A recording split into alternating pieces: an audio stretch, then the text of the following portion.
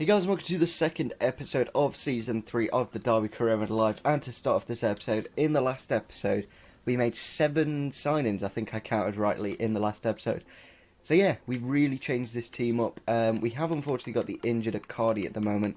He was going to leave the club for 34 million, but unfortunately because of the injury, he's not gone through now, so a little bit of a shame.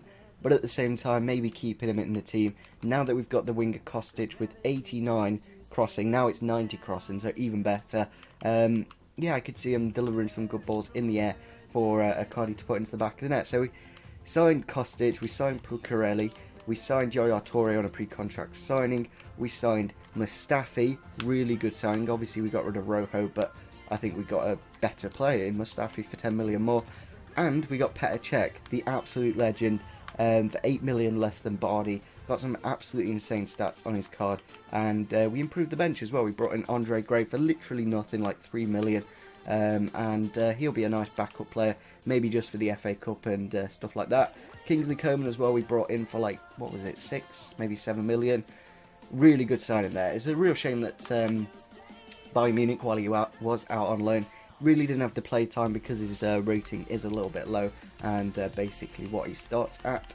And I think we signed one other player, maybe I've missed him, I don't know. But anyway, we're going to go into this episode now. We have got the first game against Arsenal. We did change the kit numbers as well. We gave Petr Cech number 1, Mustafi 6, and Yaya Toure 42 and stuff like that. So yeah, I think that's a nice thing to do on career mode, just to make it a little bit more realistic and stuff like that. So looking at the Premier League table just to see who are actually in the league for this season, I think coming up from the Championship are potentially Watford. I don't remember those last season, same with West Ham as well. So yeah, it's quite an interesting season. Obviously there's Burnley coming up to the Premier League, and we brought their best striker from them, so it is quite a good looking year. Like there's some really good teams in there, so it will be a good season. And I think I missed out on telling you guys what the objectives were, so I'll just have a quick look at those. And it's to qualify for the Euro League. All we need to do is finish 6th in the Premier League, and we do need to reach the semi-final of the Champions League, but I think we could do that quite nicely. So going into our first game of the season at home against Arsenal, a good way to start off the season, a good team to see how this team is. It's a little bit of a shame we couldn't get a bit of a weaker team just to test out the new signings and stuff like that, because we have got 1, 2, 3, 4, 5 going into the first team, and I wasn't too sure if we should start with Puccarelli or Werner, just because of the finishing, which is like 4 more on Puccarelli. I thought I'd give him a go and see how he does in the game. So looking at the Arsenal team then, they've got Szczesny in goal. Obviously we've bought Cech off them, so a bit of a weaker goalkeeper. Up front they've got Welbeck, Cazorla, Sanchez, Oxlade-Chamberlain, El Nene, Coquelin. Varane in the defence, who's actually quite good, and a pretty good bench as well. What a goal from the Italian Puccarelli, the new signing. Literally, as I did that, I subbed him off for Werner. So I think what we'll do, play Puccarelli for this game, and then against Bayern we'll just play Werner up front and see who's the better striker. And obviously, from that wonderful strike there, it looks like Puccarelli at the moment. We brought on Coman. I think we'll bring on Joe Allen in the midfield as well for Yaya Toure, just rest him up for that big game against Bayern Munich. And there's the full-time whistle. We managed to win 1-0, first game of the season. It was really good to see Puccarelli got onto the score sheet as well with a wonderful strike from about 30 yards out, and Arsenal literally didn't have a shot on target. So we have got a transfer offer here for Rawson, who we don't really need. We have quite a few centre-backs. We've got Christensen, Smith, obviously the new signing Mustafi, Dominguez and Shackle, so he's not really needed, so we're just going to sell him now. I think if he was a little bit higher rated, then I would have potentially kept him. We can always buy him back if need be. So into the next game now against Bayern Munich. Hopefully we can get the win. We are kind of away from home. We'll have to see what the home stadium is. It is the Stadion Europa. I'm not too sure where that is, but we're going to give Werner a go up front because Puccarelli a little bit low on fitness, and yeah, I think we'll change this team a little bit. So into the game we go against Bayern Munich at the Copa Europa. It is quite a nice stadium, and looking at their lineup, they've got Wijnaldum on the left-hand side there. Obviously we bought, who did we buy off them? Coman, kind of, in a way. And yeah, they got Thomas Muller up front, Vidal and Thiago. Rodo obviously signed for Dortmund a couple of weeks back, and Costa, Lahm, Stuber, Martinez, Neuer and Bernat at the left back position, so it is quite a good Bayern Munich team with that 5 in midfield. Go on, Werner. And we got a goal. Really fucking lucky goal there.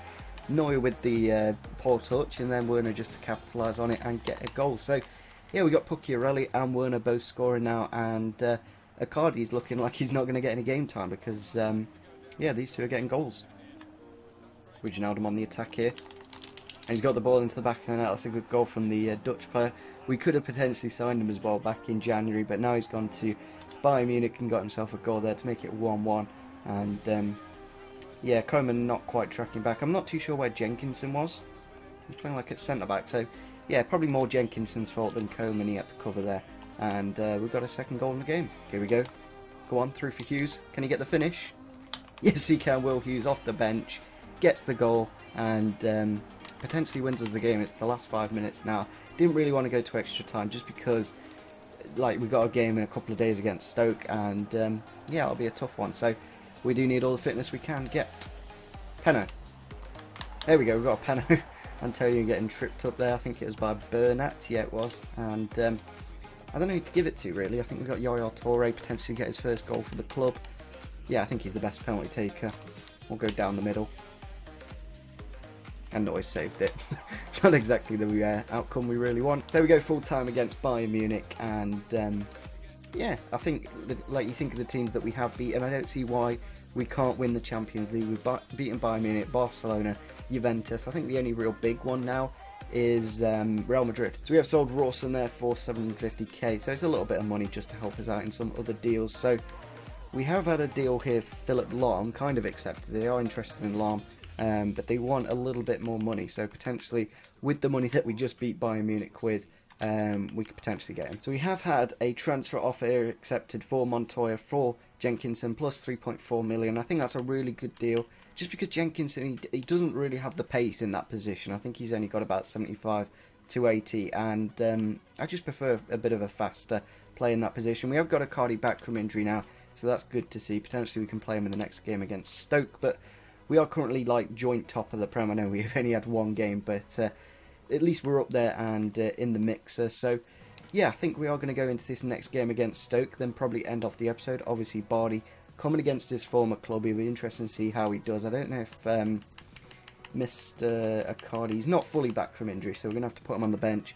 Andre Gray did quite well in that last game. We brought him on for the last like 30 minutes, and he did quite a lot of damage in those final few moments. So we're going to go into the final game now against Stoke City in the Premier League. It isn't exactly the most exciting way to end off the episode, but it means we've got another episode in the transfer window to potentially make some more signings. So I think we are just going to go with this lineup. I think I might switch the midfielders though, just so the left-footed player is on the left side, and the right-footed Yaya Toure can take a few more long shots. So yeah, I think we'll just go with this lineup. We will put Icardi on the bench, I think. Maybe not, actually, because I think we've been scoring goals recently, and Icardi just really didn't bring that, so I think we'll leave it. So into the game then against Stoke City at the Britannia. We're just going to have a look and see what their lineup is. Obviously, Bardi in goal against his former club, 30 million. That's like double his value, maybe even triple his value. I think he was only about 12 mil. So yeah, looking at their team, they've got Glenn Johnson. Not too sure who their striker is, but it's kind of a weak Stoke City team, like apart from Bardi. It's just their regular team. There is Shaqiri on that right-hand side, though, so we'll have to have a look out for him. Ball to Shaqiri, and it's in the back of the net. It's as simple as that from Stoke, literally out of nothing. From a throw-in inside, and yeah, like we've been going on the attack quite a bit, and Mbula in that holding midfielder role has literally been insane. Steve Ireland going past one, going past another there with the pass, and yeah, not much Czech could really do. And yeah, we just need to get back in the game now. Here we go, Antonio on the attack. He's gone through their defence, hit the post, Hughes, and it's in the back of the net. Thank God for that. We've got the goal back in the game just before half time. Obviously Bardi conceding against his former club. Real shame from Antonio that he couldn't get the goal himself, but yeah, Hughes in the right place at the right time, and getting a goal for us again. Obviously he got one against Bayern Munich, and yeah, I'm not too sure I didn't finish that, but nevertheless we got the goal, and we're back in it. As if that's gone out. I thought Czech would just have that. Jeff Cameron, is that? Yeah, Jeff Cameron, the centre-back, who's playing CDM. Yeah. Not too sure he's got that into the back of the net. Nice bit of play, and Bula again involved in the action, and not too sure I checked didn't save that. Inside into Antonio, and there we go, there's the equaliser to make it 2-2. Really nice bit of play from, who was it? I think it might have been Kostic on the left hand side, passes inside, it might have been Joe Allen playing in the striker position. We pass it across, and Antonio's there to put it in the open net. And there it is, full time against Stoke. Unfortunately just a draw in this game, but I think after the two big performances against Arsenal and Bayern, the team was a bit low on fitness. As you can see there, they absolutely dominated on both shots and possession, so they probably did deserve the point. So as you can see there, Trippier for 5.5 million plus Carl Jenkinson has been accepted.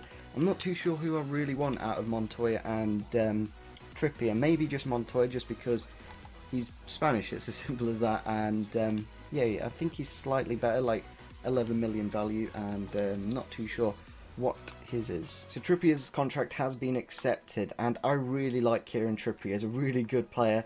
Is he 2 million more than Montoya though? That's the question. I know his value is a lot higher. I'm not too sure why that is, because I looked at the rating what Montoya is, and he's 78 rated, so I'm not too sure why he is like double the value.